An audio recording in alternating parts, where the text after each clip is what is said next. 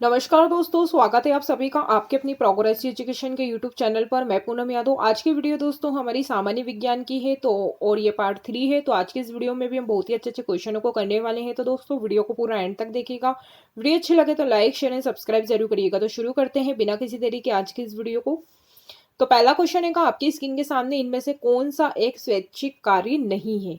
तो दोस्तों स्वैच्छिक कार्य क्या होते हैं? जो हम अपनी मर्जी से करें वो स्वैच्छिक कार्य होते हैं।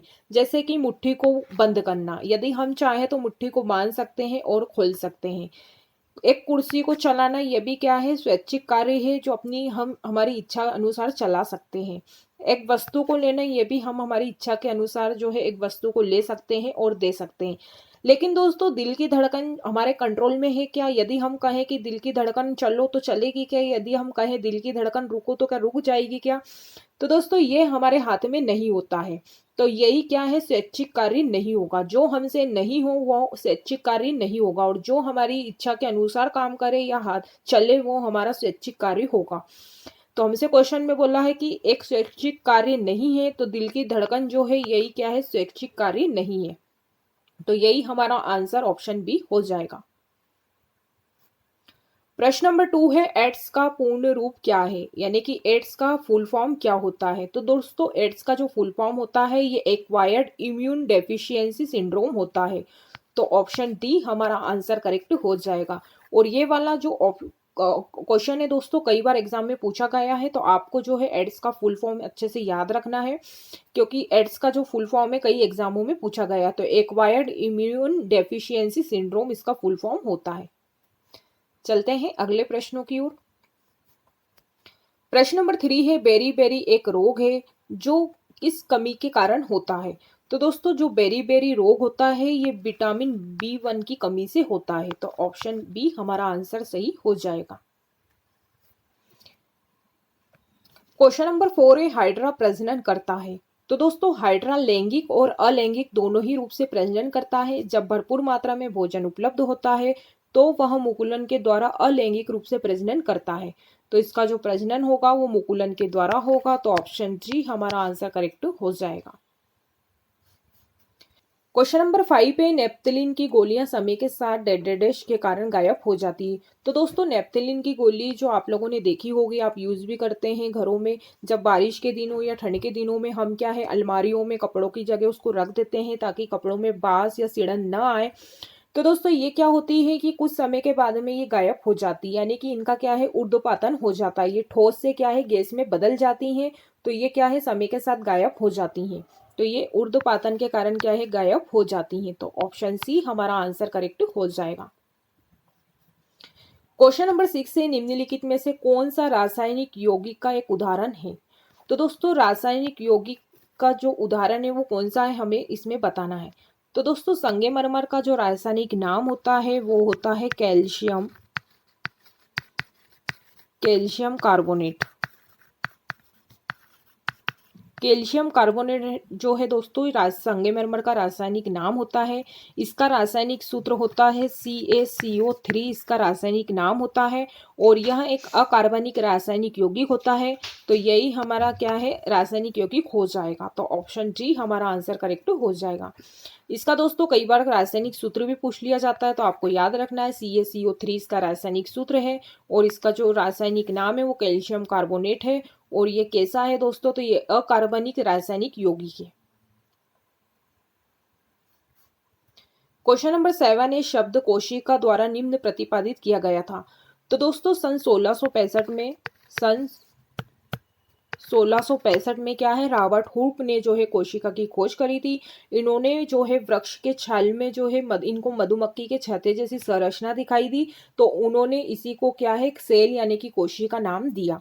तो रॉबर्ट हुक ने जो है कोशिका शब्द दिया है। तो ऑप्शन बी हमारा आंसर करेक्ट हो जाएगा। और दोस्तों जो रॉबर्ट हुक ने जो कोशिका की खोज करी थी वो मृत कोशिका की खोज करी थी। तो कई बार क्वेश्चन जो है ऐसे भी पूछ बनता है। तो इन्होंने जो है मृत कोशिका की खोज करी थी। यदि क्वेश्चन में आ जाए कि जीवित कोशिका की खोज किसने करी थी, तो दोस्तों जीवित कोशिका की खोज जो है एंटोनी वॉन ल्यूवेनहॉक ने करी थी। और कब करी थी दोस्तों? तो सन 1674 में जो है जीवित कोशिका की खोज करी थी। और किसने करी थी दोस्तों? तो ये करी थी एंटोनी वॉन ल्यूवेनहॉक ने। तो इन्होंने जो है जीवित कोशिका की खोज करी थी। तो कई बार क्वेश्चन में पूछ लिया जाता है कि जीवित कोशिका की खोज किसने करी, तो एंटोनी वॉन ल्यूवेनहॉक ने करी। और यदि पूछ लिया जाए कि मृत कोशिका की खोज किसने करी, तो रॉबर्ट हुक ने करी और सन 1665 में करी थी।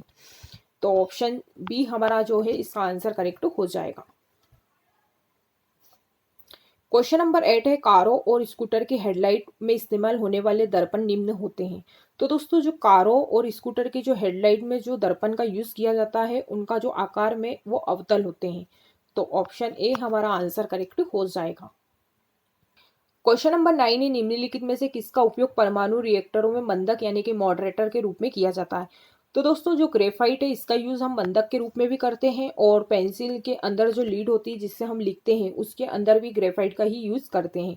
तो ग्रेफाइट का यूज हम मंदक के रूप में भी करते हैं और पेंसिल के अंदर भी करते हैं। तो इसका ऑप्शन भी करेक्ट हो जाएगा। जो परमाणुओं के रिएक्टरों में जो मंदक का यूज करते हैं वो होता है ग्रेफाइट। क्वेश्चन नंबर 10 है, वायरस के कारण न होने वाली बीमारी पहचानिए। तो दोस्तों ऐसी बीमारी जो वायरस के कारण नहीं होती है तो ये होती है आंत्र ज्वार यानी कि टाइफाइड। टाइफाइड जो है वायरस के कारण नहीं होता है। तो यही हमारा क्या है, ऑप्शन ए करेक्ट हो जाएगा। क्वेश्चन नंबर 11 है, कार्बोहाइड्रेट जिसे जुगालू करने वाले पशुओं द्वारा पचाया जा सकता है लेकिन मानव के द्वारा नहीं। तो दोस्तों जुगाली करना यानी क्या होता है, जैसे कि कोई गाय है वो दिन भर मुंह चलाती है, वो मतलब जो खाती है उसको क्या है दिन भर खाती रहती है, मुंह चलाती रहती है। तो दोस्तों उसी को ही जुगाली करना कहते हैं।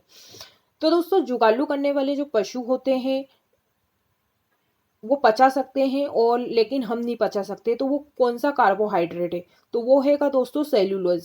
सेल्यूलोज जो है ये क्या है, जुगालू करने वाले पशुओं के द्वारा ही पचाया जा सकता है लेकिन मानव के द्वारा क्या है इसको पचाया नहीं जा सकता है। तो यही हमारा ऑप्शन सी करेक्ट हो जाएगा। क्वेश्चन नंबर 12 है, वह गैस जो चूने के पानी को दूधिया रंग में परिवर्तित कर देती है तो वो है दोस्तों carbon dioxide. Carbon dioxide gas जो होती है वो चूने के पानी को जो है दूधिया रंग में परिवर्तित कर देती है। तो ऑप्शन सी हमारा आंसर करेक्ट हो जाएगा। क्वेश्चन नंबर 13 है, आनुवांशिकता की मूलभूत संरचनात्मक और प्रकार्यात्मक इकाई निम्न है। तो ये है दोस्तों जीन। तो ऑप्शन डी हमारा आंसर करेक्ट हो जाएगा। क्वेश्चन नंबर 14 है, जब एक चींटी काटती है तो त्वचा में किस अम्ल को अंतःक्षिप्त करती है। तो दोस्तों जो चींटी के डंक में जो एसिड होता है वो फॉर्मिक एसिड होता है और जब भी हमें चींटी कहीं काटती है तो वो फॉर्मिक एसिड को छोड़ देती है और उसी के कारण क्या है हमको कुछ सेकंड या कुछ मिनट तक क्या है जलन होती है। तो चींटी के जो डंक में जो एसिड पाया जाता है वो फॉर्मिक एसिड पाया जाता है। तो ऑप्शन सी हमारा आंसर करेक्ट हो जाएगा। और कई बार जो है दोस्तों इससे क्वेश्चन पूछा गया है एग्जाम में कि चींटी के डंक में कौन सा अम्ल पाया जाता है, तो वो पाया जाता है फॉर्मिक अम्ल। क्वेश्चन नंबर 15 है, जंग को रोकने के लिए सबसे अच्छी विधि का चयन करें। तो दोस्तों जब भी यदि हमको जंग को रोकना हो तो हम उसका क्या है जस्तीकरण कर देंगे जिससे कि जंग नहीं लगेगी। तो ऑप्शन सी हमारा आंसर करेक्ट हो जाएगा। क्वेश्चन नंबर 16 है, निम्नलिखित में से कौन सा एक सजातीय मिश्रण है। तो दोस्तों सजातीय मिश्रण जब दो या दो से अधिक पदार्थों को मिलाकर मिश्रण बनाया जाता है एक सजातीय घोल जैसा ही होता है। हम उसको पहचान नहीं सकते हैं कि इसमें शक्कर कौन सी है और पानी कौन सा है। तो जब दोस्तों हम पानी में नमक घोलें या पानी में जब हम शक्कर को घोलें तो वो जो मिश्रण बनेगा वो सजातीय मिश्रण ही बनेगा। तो ऑप्शन डी हमारा आंसर करेक्ट हो जाएगा। क्वेश्चन नंबर 17 है, निम्नलिखित में से किस संरचनाओं के पास अगली पीढ़ी के लिए जानकारियां होती हैं। तो ये होती है दोस्तों डीएनए के पास। तो ऑप्शन ए हमारा आंसर करेक्ट हो जाएगा। क्वेश्चन नंबर 18 है, मजबूत और गैर लचीली संयोजी उत्तक है। तो दोस्तों मजबूत और गैर लचीली जो संयोजी उत्तक होती है वो होती है हड्डी। तो ऑप्शन सी हमारा आंसर करेक्ट हो जाएगा। क्वेश्चन नंबर 19 है, शुद्ध पानी का घनत्व लवण युक्त पानी के घनत्व से क्या होता है। तो दोस्तों जो शुद्ध पानी का घनत्व होता है वो लवण युक्त पानी के घनत्व से कम होता है। तो हमारा ऑप्शन जो है ऑप्शन बी करेक्ट हो जाएगा। क्वेश्चन नंबर 20 है, 37 डिग्री सेल्सियस तापमान लगभग के बराबर होता है। दोस्तों 37 डिग्री सेल्सियस जो है वो 98.6 डिग्री फ़ारेनहाइट के बराबर होता है। तो ऑप्शन डी हमारा आंसर करेक्ट हो जाएगा। तो दोस्तों आज के लिए बस इतना ही। मैं उम्मीद करती हूँ कि जितने भी आज हमने इस वीडियो के माध्यम से 20 प्रश्नों को करे हैं, आप लोगों को अच्छे से समझ में आ गए होंगे। यदि दोस्तों आप लोगों को इस वीडियो से संबंधित कोई डाउट होते हैं या कोई क्वेरीज होती है तो आप लोग मुझसे कमेंट बॉक्स में कमेंट्स करके ज़रूर पूछ सकते हैं। तो दोस्तों आप लोगों को यदि वीडियो अच्छी लगी है तो लाइक करिएगा, शेयर करिएगा, कमेंट बॉक्स में कमेंट्स करके ज़रूर बताइएगा कि आपको वीडियो कैसी लगी। और ऐसे मेरे दोस्त हैं जो चैनल पर पहली बार जुड़े हैं या जिन्होंने अभी तक चैनल को सब्सक्राइब नहीं करा है तो वो भी प्लीज़ चैनल को सब्सक्राइब कर ले ताकि हमारी रोज़ की वीडियो का नोटिफिकेशन आपको मिलते रहे। तो दोस्तों आज के लिए इतना ही, मिलते हैं अगली वीडियो में। तब तक के लिए जय हिंद, जय भारत, धन्यवाद।